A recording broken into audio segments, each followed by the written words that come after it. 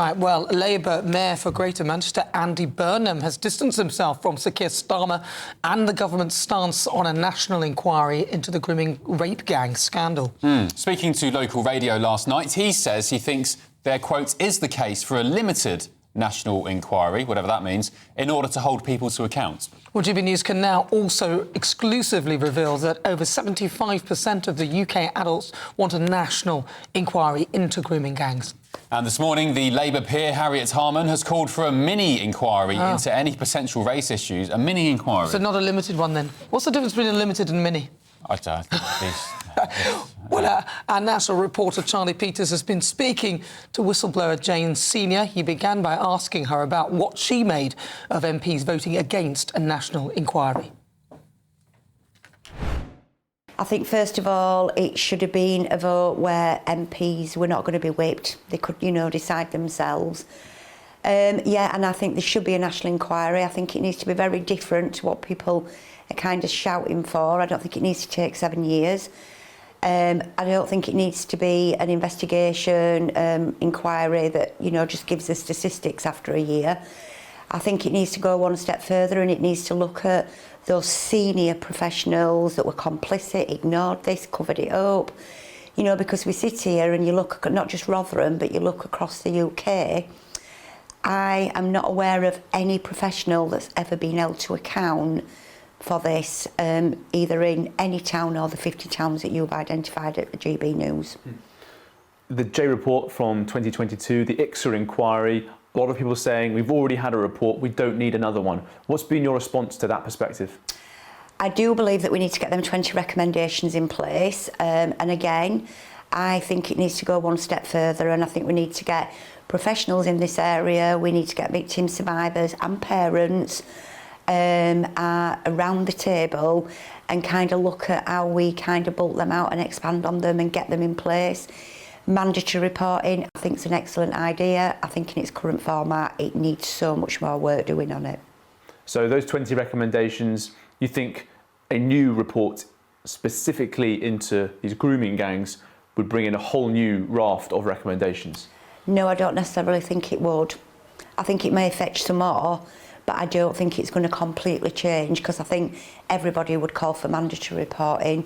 Everybody should be in a position, if they are aware or even suspect that a child's been abused, that they have a duty to report it. But it just needs to go that one step further, because when you do report it, and what they're saying is if the person that you report it to ignores it, it can become a criminal offence. Is there going to be protection, as in whistleblower protection as well, for those that are actually reporting it? There are also, though, issues specific to grooming gangs that aren't included in the ICSA inquiry. There's no focus on deporting perpetrators. So there could be a recommendation from a new inquiry saying if someone's committing this sort of heinous abuse, they should be deported after they're convicted. Yeah, and I think there would be other recommendations if it was just been focusing on grooming gangs, and also we need to get away from this language that, if we call them grooming gangs, we call them rape gangs, we call them paedophiles. It's not about it being far right, and it's not about it being racist. It's about calling it for what it is. These are children whose lives have been turned upside down, that have they've been raped, they've been tortured, they've been trafficked, and yet we're arguing over what terminology to use. Well, shall we just get round the table and actually talk about what we can do to stop this? There's been a lot of conversation about Elon Musk, a lot of conversation about the politics, but not enough focus, I feel, on the survivors, their voices and their stories. Do you think they've been sidelined a bit by this debate? Yes, I do, yeah. And I had a survivor message me yesterday, quite upset, quite angry. She's done no campaigning for a few years because she had a baby, and she just messaged me and she just said, enough is enough, I'm fed up of people speaking for me and what happened to me and what should come next. I want to get back campaigning again. I want to be speaking out. I want to be telling it from my point of view. She said, I'm just fed up of watching people on the TV making it all about them. And it's like, why are politicians ripping lumps out of each other over this? Why are they not all on the same page? I don't know. you know, sat round a table and saying, where do we go with this? How do we move it forward?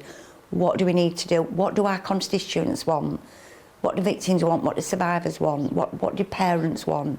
And how can we move it forward? A lot of survivors have shared their anger with GB News at the fact that it took 4 months almost for the government to respond to them in Oldham and rejecting that government-led inquiry. And it was also revealed that Jess Phillips, the Safeguarding Minister, hadn't spoken to any of the survivors from Oldham before she made that decision. She didn't understand the local issues that caused them to make that request. Do you think that's a sign that the government doesn't take survivors seriously enough when it comes to their demands, that they just reject them after a long delay? I think it's a very poor decision. You know, 4 months is a long time to wait for an answer, but I don't think anything, be it reviews, independent inquiries, should be done without listening to the voice of those that it affects. I do lots of reviews at charity that I work at, but I actually speak to the people that I'm doing the review on to get their voice in there, to get their opinion. Do they all agree? Of course they don't, but it doesn't mean we don't listen to what they've got to say. They've been silenced as children, they've been silenced long enough. Now it's their time to shine, have a voice and get some answers. Jane, what would be your message to Sir Keir Starmer tonight on this issue of the grooming gangs inquiry? Please listen to what your people, the people that voted you in, are saying. Listen to the people that are affected by this. But more importantly, allow your own politicians to decide themselves without being threatened with a whip. Wow, a moving interview there from Charlie Peters and Jane Senior. That was the lady, by the way, who she worked for the Labour Council and she complained to the Labour Party about bullying from colleagues because she blew the whistle. She asked for a meeting with Keir Starmer, the leader of the Labour Party at the time, and he ignored her. Yeah. He said, no meeting, sorry. Well, listen, a government spokesperson from the Home Office issued the following statement. No child should ever suffer sexual abuse or exploitation, and it is paramount we do more to protect vulnerable children, which is why we are working at pace across government to drive forward real action to implement the recommendations of the independent inquiry into child sexual abuse. OK, and in letters responding to Oldham Council, Safeguarding Minister Jess Phillips has said that she understands, quote, the strength of feeling that a further inquiry into child sexual exploitation in Oldham should be undertaken. Phillips added that she was very sorry for the delay in responding to both of the executive's letters. But she said that she believed it is for Oldham Council alone to decide to commission an inquiry into child sexual exploitation locally, rather than for the government to intervene.